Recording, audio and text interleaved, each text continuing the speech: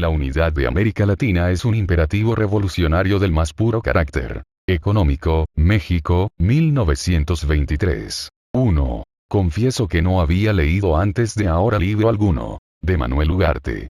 Cuando él pasó por Lima, yo vivía aún los días del colegio en el rincón provinciano. Quizá el título de primera impresión sea el único que ofrezca prestigio de procedencia al breve comentario que el destino de un continente me ha suscitado. Debo declarar también que la conciencia del peligro imperialista norteamericano es en mí nueva. En 1917 ingresé a la Universidad de Lima y aquella época era la más impropicia para apreciar el sentido conquistador del gobierno de los Estados Unidos. En el curso de ese año, el difunto Wilson, consagrado por la Associated Press como el primer hombre de América, ofreció al mundo el acto culminante de su política de prestidigitación. Los 14 puntos halagaban muy intensamente el sentimentalismo patriótico peruano porque se adivinaba con júbilo en su triunfo, el éxito automático de las reclamaciones del Perú en el viejo y dramático pleito con Chile. Los políticos profesionales de mi tierra, que preparaban entonces el advenimiento de la tiranía actual, tomaron una ruidosa actitud beligerante para arrastrar al país a la adhesión guerrera que los Estados Unidos imponían por todos los medios a la América Meridional. Años después vine a comprender las razones mercantilistas de esa propaganda, que, explotada en beneficio de un grupo ambicioso dispuesto al asalto del poder, significó un paso más para la creciente influencia norteamericana en el Perú, y por ende, un juego impúdico, de los tantos que realiza la política criolla para obtener provechos partidistas a cambio de subordinaciones irredimibles al capitalismo de Yanquilandia. La realidad dolorosa del avance imperialista la percibí. Más tarde, cuando fueron entregadas a comisiones técnicas estadounidenses la vigilancia y el usufructo de las rentas aduaneras, la higienización de las ciudades, la instrucción pública y la industria petrolera peruana. Y la he comprendido en toda su amenazadora magnitud al llegar, por imperativos del destierro, a Panamá, Cuba y México, imponiéndome a la vez que de la presión que estos países soportan, de la situación de Nicaragua, Haití, Santo Domingo y Puerto Rico, por razones de contigüidad. Basta acercarse a Centroamérica, México o las Antillas para que se susciten de inmediato muy hondas reflexiones sobre el erizado problema que progresiva y certeramente va acercando los destinos de nuestra América. El espectáculo de opresión que se ofrece al visitante es suficiente como revelación abrumadora.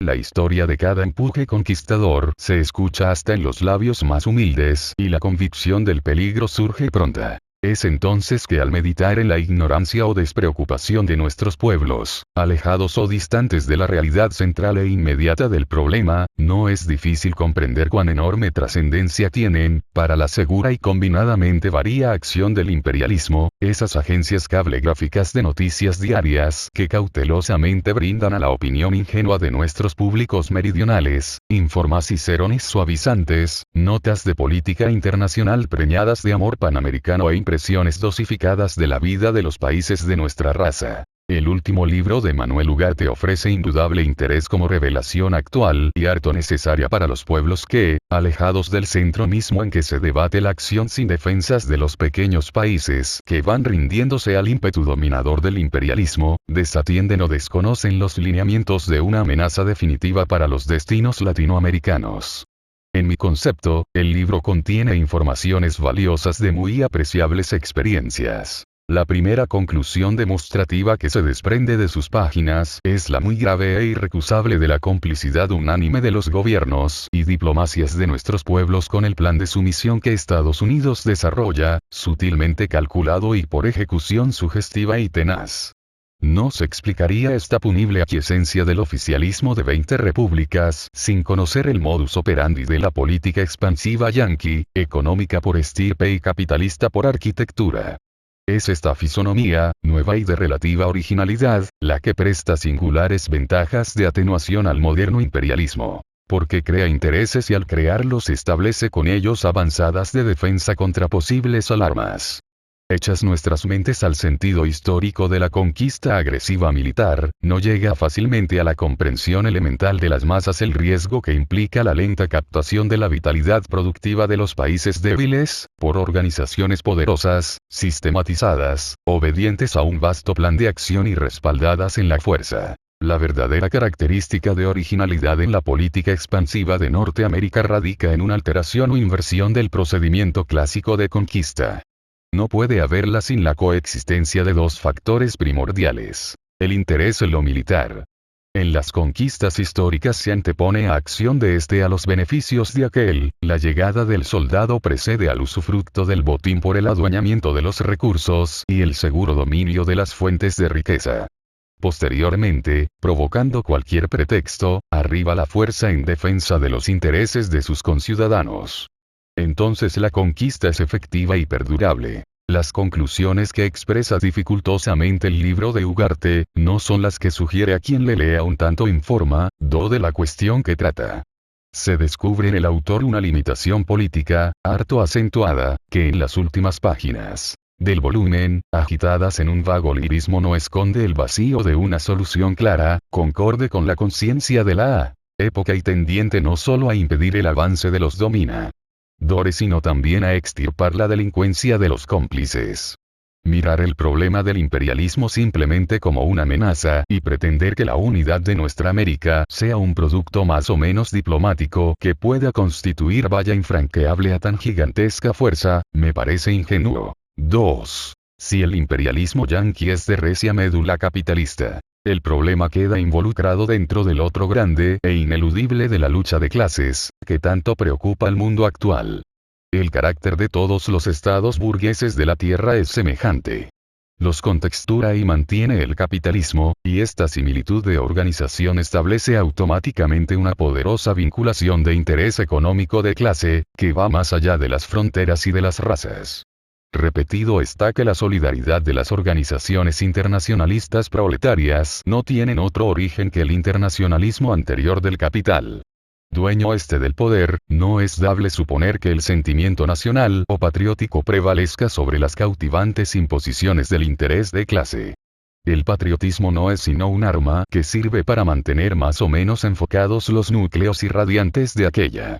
Invocarlos a los gobiernos en el caso del imperialismo yanqui, es inocuo, aunque se tratara de un sentimiento patriótico racial, que tampoco penetra en la comprensión de quienes están atados a más fuertes nexos de generales imperativos económicos de clase. ¿Cómo pretender que los estados actuales de nuestra América, pertenecientes directa o indirectamente a esa tentacular internacional económica, ejecuten procedimientos francos, contrarios a su interés?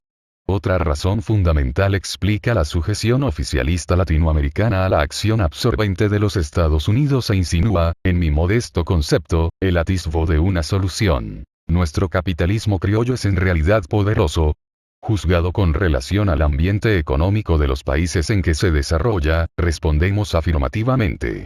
Teniendo en cuenta la capacidad que ha alcanzado en los Estados Unidos del Norte, no surge en este caso otra fácil derivación. El capitalismo en nuestra América no es poderoso, pero aspira a serlo. Carece de la potencia real de capacidad actual, pero va hacia ella. Su interés le arrastra al carro del tributarismo que dirige el más fuerte. Y esta realidad presenta en su verdadero aspecto el problema. Estados Unidos, pese a la débil insinuación revolucionaria, apenas apreciable, que en su seno intentan algunas colectividades obreras, es una nación netamente burguesa por su origen y por su historia. A su vez, nuestra América contiene un gran sedimento feudal y su primitivismo económico, su naciente progreso industrial propio, la caracterizan más bien como una gran región. El capitalismo débil subalterno. Para apoyarse y a crecer requiere la inyección vivificadora del omnipotente. Mientras aspiran nuestros estados a ser poderosos dentro del presente sistema social, tendrán que buscar dirección y amparo en la fuerza madre de ese sistema, y esta radica hoy en la imperiosa organización yanqui. El latinoamericanismo tiene, pues, enemigos dentro y fuera. El libro de Ugarte lo demuestra, y aunque pretenda dar a la oposición interior simples móviles de localismo o patriotismo importado de Europa, se desprende fácilmente que todo es medio y no fin. Prima el interés y giran en su torno banderas y declamaciones, armamentismos y suspicacias nacionales. El destino de América demuestra, sin quererlo, que la unión o confederación de nuestra América es un imperativo revolucionario del más puro carácter económico.